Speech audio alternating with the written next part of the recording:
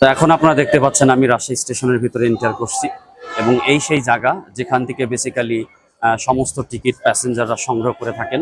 আমরা এই সাইডটা দেখতে পাচ্ছি, এখানে একটা, দুটো, তিনটে, চারটে, পাঁচটা, ছয়টা, সাতটা, আটটা কাউন্টার আছে, যেই কাউন্টারের মধ্য দিয়ে সারা বাংলাদেশ, বিশেষ করে এই রাজশাহী থেকে ঢাকা এবং রাজশাহী থেকে খুলনা এবং রাজশাহী থেকে যেই চাঁপাইনবাবগঞ্জের যে রেলপথ এবং যে রেল সংযোগ আছে, সেই সংযোগের টিকিটগুলো এখান থেকে প্রদান করা হয়। এবং এর চারপাশ দিয়ে আমরা বিভিন্ন ধরনের টি স্টল দেখতে পাচ্ছি, বিভিন্ন ধরনের শপিং স্টোর দেখতে পাচ্ছি এবং আমরা দেখতে পাচ্ছি এই সাইডে অনেকগুলো বেঞ্চ রাখা আছে, সামনে অনেকগুলো বেঞ্চ রাখা আছে।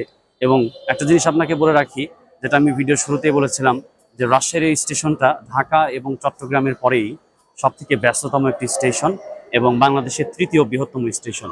এবং এই বিল্ডিংটা তিনতলা বিশিষ্ট, আপনারা দেখতে পাচ্ছেন। তো আমি এখন সরাসরি প্ল্যাটফর্মে যাওয়ার চেষ্টা করবো, আমার সাথে আসুন।